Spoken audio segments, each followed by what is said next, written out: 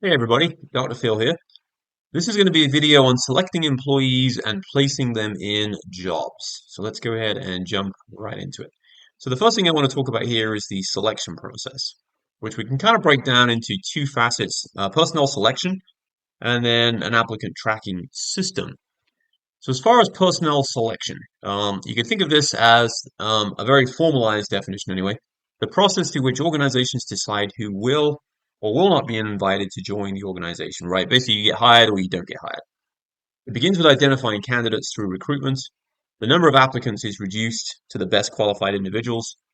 And then, of course, it ends with selected individuals placed in jobs. As far as the applicant tracking system goes, this of course automates selection process of online applications, and it allows the manager to track the candidate info and hiring outcomes. So this is a good sort of graphical here because it kind of gives you this idea of how, it kind of funnels down, if you will. So the first thing they do is screening applications and resumes, testing and reviewing work samples, interviewing candidates, checking references and background, and then, of course, ultimately making a selection. So let's talk a little bit about effective selection systems. They obviously should support job descriptions. They provide the ability to run background checks and store important documents and applicant information. They allow the hiring manager, HR, and the job candidate to coordinate interview schedules, and they're set up to help identify applicants with necessary knowledge, skills, abilities, and other characteristics. So what about reliability? So we think of this as, and some of this is a little statistical, if you will. So I'm going to talk about this stuff in a non-statistical sense because I don't know how many of you have actually taken statistics that are watching this video. So the first thing we'll talk about is reliability, which we define as the extent to which the measurement is free from random error. A reliable measurement generates consistent results. So statistics, for example, correlation coefficients, are used to compare results and determine reliability. Reliability also determines whether measurements are accurate, but it does not determine whether what is being measured actually matters, right? I mean, you can measure something and say it's accurate, but if you're measuring the wrong thing to help you make the right conclusion, then the process is still erroneous, of course. Next thing is validity. So validity is the extent to which performance on the measure, so for example, test score, relates to what the measure is trying to assess, job performance. So we'll sometimes call this internal validity. A strong correlation between a measure and job performance indicates that it's a valid basis for candidate selection. And there's three ways to measure. So there's one is criterion related validity, number two is content validity, and then number three is construct validity. We'll talk just briefly about all three of these a little more here in a second. So criterion related validity is based on showing a substantial correlation between test scores and job performance scores. And there's two kinds of research used. We can use it for predictive validation, which uses the test scores of all applicants and looks for a relationship between the scores and the future performance of those who were hired. And then what we call concurrent validation, which administers a test to people who currently hold a job, then compares their scores to existing measures of job performance. Now, content validity speaks to the consistency between test items and the kinds of situations or problems that occur on the job. Computer role-playing games involving situations that occur on the job is another way to measure content validity. And then construct validity. This is used for tests that measure abstract qualities or constructs. So when they say abstract qualities, if you wanted to measure something like, say, job performance, or let's say job satisfaction, right? That in and of itself is kind of a nebulous term. So you got to have a way to do that. Maybe like a Likert scale, for example, 1 through 5, 1 being you hate the place, 5 being you never want to leave the place, right? That would be an example of construct validity. So is the construct measuring what you want it to measure? And then, of course, the ability to generalize. This is where sometimes, as statisticians and researchers, we will sometimes use the term external validity, but that external validity speaks to the ability to generalize. So the selection method should be generalizable. It applies in other contexts other than the one in which it was developed, and it should be applicable to other organizations, jobs, and applicants, etc. So, as far as the selection process goes, what about legal standards for selection? Obviously, the candidates have privacy rights. So the information gathered during selection may include information that candidates consider confidential, and employers should only collect data using secure platforms. The Immigration Reform and Control Act of 1986 mandates that employers must verify and maintain records on applicants' legal right to work in the US. And then state laws, pay inquiry bans forbid employers from asking about pay history. So they're not allowed to ask you about what you were making at your previous job. And it may be illegal to ask about arrest and conviction records.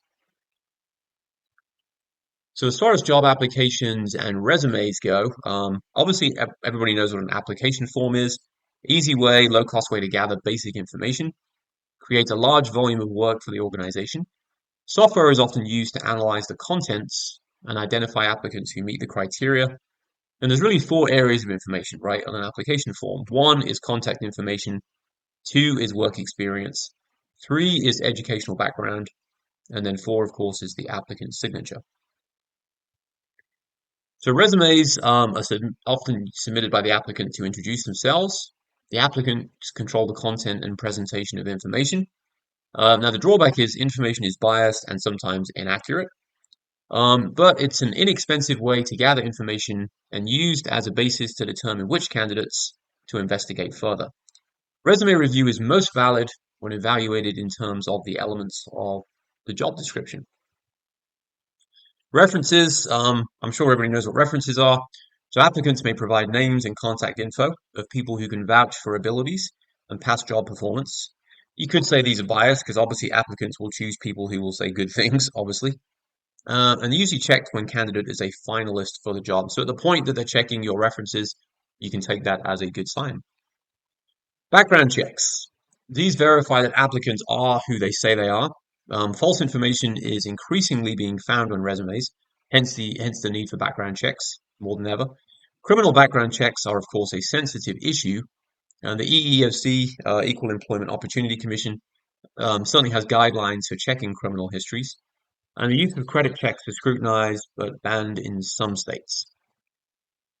So there's two broad categories of employment tests. We have aptitude tests, which assess how well a person can learn or acquire skills and abilities. One example is what's called the GATB, General Aptitude Test Battery, and then achievement tests, which measure a person's existing knowledge and skills.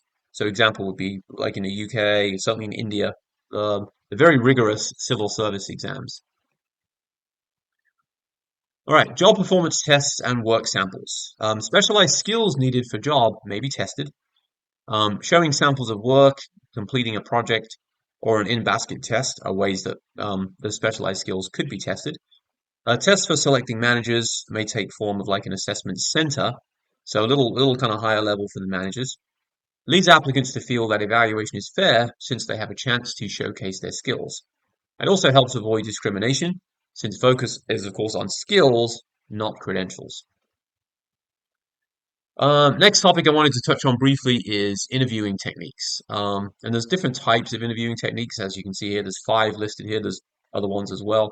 Non-directive interview is where the candidate is typically asked open-ended questions. A behavioral interview will tend to have the highest validity. A structured interview is you only ask questions that are on the list. That's how a lot of them are these days because of potential legal ramifications. A panel interview reduces the bias, so it's hopefully like a diverse panel. And a situational interview, of course, has high validity. So the advantages and disadvantages of interviews. So advantages could include talking face to face provides evidence of candidate skills, personalities, and interpersonal styles. Interviews provide means to check accuracy of info presented on resume or application. The disadvantages of interviews are that they can be unreliable, they can be low in validity, they can be biased against different groups, they can be costly because you think about all the people's, employees' times that you're tying up, and they may be subjective, right? One person's interpretation of the candidate's answer can be different from somebody else's. So preparing to interview. So the characteristics of a well-planned interview. Standardized with prepared questions, comfortable for participant and conducted in quiet location and certainly private location, focused on job and the organization, and enough time allotted for interviewer and applicant to discuss position and for both parties to be able to ask questions. All right, so let's talk a little bit about selection decisions. How organizations select employees. And there's often, I mean, there's other ways too, but these are probably the main two. What's called the multiple hurdle model, where candidates are eliminated at each stage of selection process until only one applicant remains, or what's called the compensatory model, where all applicants go through all stages in selection process, and the high score, so that like a high score in one assessment could make up for a low score on another. And then ultimately communicating the decision, right? At some point, they have to pick somebody. So the offer should be given to the chosen candidate, and then that should include the job responsibilities, the work schedule, the rate of pay, which at that point has probably been negotiated, whatever the start date is, bearing in mind sometimes people have to work out a notice period at their current job, any other relevant details, so for example, required testing and contingencies, and then deadline to respond with acceptance or rejection. So that's just kind of a little bit about how companies go about this whole process of, recruiting and sort of narrowing it down, funneling it down to ultimately the culmination here, which of course is extending an offer to the successful candidate or candidates. All right, as always, thanks for watching, and I will see you in another video. Take good care.